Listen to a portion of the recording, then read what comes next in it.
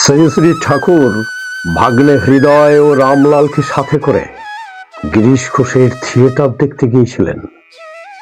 নাটক যখন শেষ হলো তখন বলরাম বোসের বাড়িতে ঠাকুরের সম্মানে একটি নৈশভোজের আয়োজন করেছিল। নৈশভোজে ঠাকুর হৃদয় ও রামকে নিয়ে উপবেশন করেন ভোজনের উদ্দেশ্যে।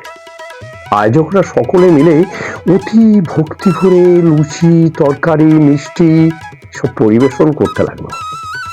ঠাকুর সবে মাত্র আহার করতে শুরু করেছেন।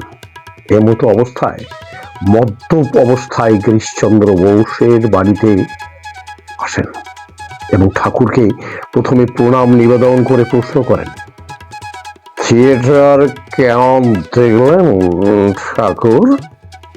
খুব ভালো লেগেছে রে, খুব ভালো লেগেছে। তাহলে তাহলে আমাকে বরদিন ঠাকুর? ঠাকুর হেসে বলেন, বর তো দিয়ে রেখেছি রে শালা, আর কি বর চাস?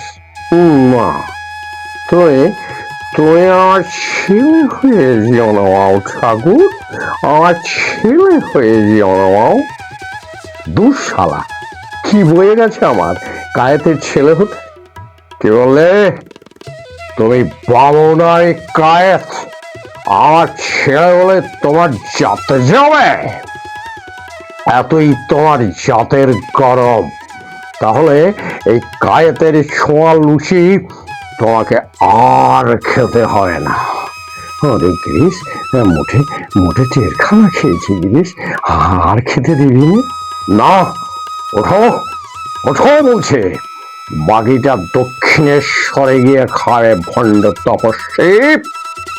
এই বলে ঠাকুরের হাত ধরে জোর করে তুলে দেন।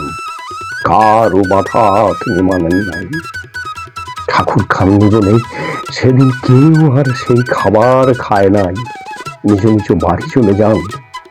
এদিকে ঠাকুর বাড়ি ফেরার গাড়িতে উঠে আগে বললেন, রাম, গিরিশ গিরিশ গাড়িতে উঠেছে রে।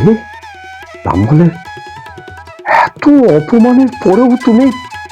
না না, তাই বলছিলাম আর কি। ওরে, ছোট্ট শিশু তো বাপকেও লাথি মারে, তাতে কি বাপের জাত যায় রে? যায় না, যায় না। জয় মা, জয় মা, জয় মা। এত অপমানের পরও যিনি ক্ষমা করেন তিনি তো ভগবান।